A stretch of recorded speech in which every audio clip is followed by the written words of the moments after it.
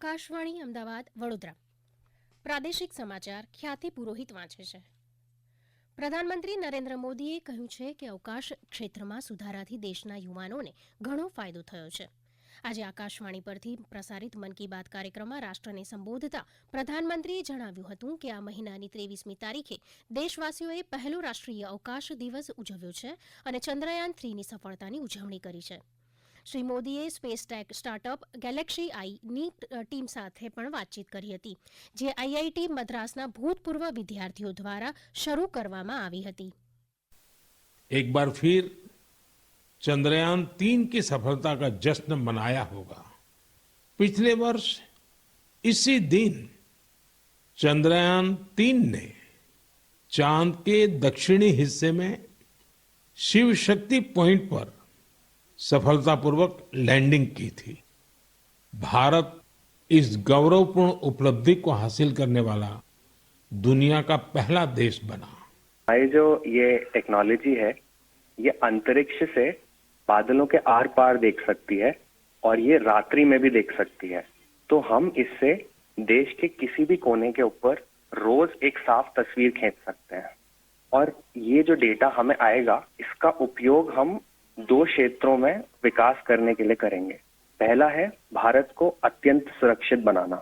हमारे जो बॉर्डर्स हैं और हमारे जो ओशंस हैं, सीज हैं, उसके ऊपर रोज हम मॉनिटर करेंगे और एनिमी की एक्टिविटीज को मॉनिटर करेंगे और हमारी आर्म्ड फोर्सेस को इंटेलिजेंस प्रोवाइड करेंगे. હર ઘર તિરંગા અભિયાન વિશે વાત કરતા પ્રધાનમંત્રીએ કહ્યું હતું કે જમ્મુ અને કાશ્મીરના રિયાસીમાં વિશ્વના સૌથી ઊંચા ચેનાબ રેલવે બ્રિજ પર 750 મીટર લાંબો ધ્વજ ધરાવતી તિરંગા રેલી યોજાઈ હતી.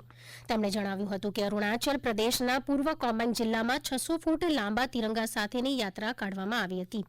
આવી જ રીતે દેશના અન્ય રાજ્યોમાં પણ તમામ ઉંમરના લોકોએ તિરંગા યાત્રાઓમાં ભાગ લીધો હતો. પ્રધાનમંત્રીએ મધ્યપ્રદેશના ઝાબુઆમાં સ્વચ્છતા કર્મચારીઓએ કચરામાંથી કલાકૃતિઓ બનાવી તેનો પણ ઉલ્લેખ કર્યો હતો. પ્રધાનમંત્રીએ લોકોને કેચ ધ રેઇન મૂવમેન્ટ અને એક પેડ માં કે નામ અભિયાનમાં ભાગ લેવા માટે વિનંતી કરી હતી. વિશ્વ સંસ્કૃત દિવસ વિશે બોલતા શ્રી મોદીએ જણાવ્યું હતું કે લોકોએ સંસ્કૃત ભાષાને પ્રોત્સાહન આપવા માટેના પ્રયાસો કરવા જોઈએ. પ્રધાનમંત્રીએ લોકોને તંદુરસ્ત રહેવા માટેની પણ અપીલ કરી હતી. સાથે સાથે બાળકોના પોષણ પર પણ ભાર મૂક્યો હતો. શ્રી મોદીએ જણાવ્યું હતું કે આગામી દિવસોમાં પેરિસમાં પેરાલિમ્પિક શરૂ થશે, જેના માટે તેમણે લોકોને #cheer4Bharat સાથે ખેલાડીઓને પ્રોત્સાહિત કરવા માટે જણાવ્યું હતું. રાજ્યમાં છેલ્લા 24 કલાકમાં સાર્વત્રિક વરસાદની સ્થિતિ છે.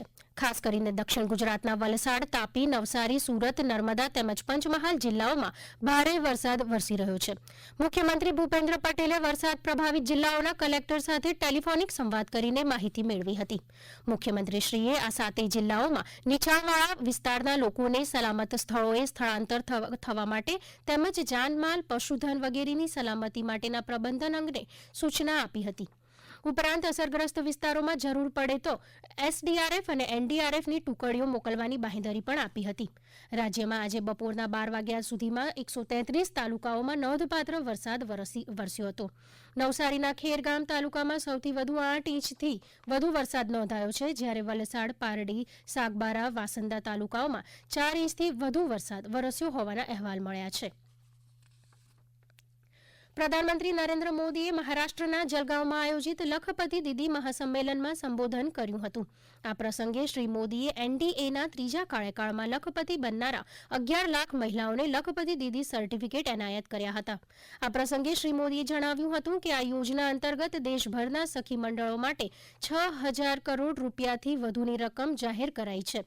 આ કાર્યક્રમનું વર્ચ્યુઅલ પ્રસારણ દેશભરમાં થઈ રહ્યું છે. સુરેન્દ્રનગર ખાતે આયોજિત કાર્યક્રમમાં જિલ્લાની લખપતિ બનનાર મહિલાઓ ઉપસ્થિત રહી હતી. કાર્યક્રમમાં યોજના અંતર્ગત ફાળવણી અને લક્ષ્યાંકો અંગેની ચર્ચા પણ કરવામાં આવી, તેમજ જિલ્લાની મહિલાઓને પ્રમાણપત્રો એનાયત કરાયા હતા. પાટણમાં સરસ્વતી નદીમાં નર્મદાના નીર આવી પહોંચતા સ્થાનિક લોકોએ વધામણા કર્યા હતા. આ પ્રસંગે પાટણના ધારાસભ્ય સહિત રાજકીય આગેવાનો, કાર્યકરો અને નગરજનોએ હાજર રહીને નર્મદાના નીરના વધામણા કર્યા હતા. લાંબા સમય બાદ પાટણની સરસ્વતી નદીમાં પાણી વહેતા થતાં લોકોમાં આનંદની લાગણી વ્યાપી ગઈ હતી. ઉલ્લેખનીય છે કે જન્માષ્ટમીના તહેવાર પ્રસંગે સરકારે સુજલામ સુફલામ કેનાલ મારફતે સરસ્વતી નદીમાં 150 ક્યુસેક પાણી છોડવાનો નિર્ણય કર્યો હતો. રોગ પ્રતિકારક રસીકરણમાં ગુજરાત અગ્રેસર હોવાનું રાજ્યના આરોગ્ય મંત્રી ઋષિકેશ પટેલ દ્વારા જણાવાયું છે.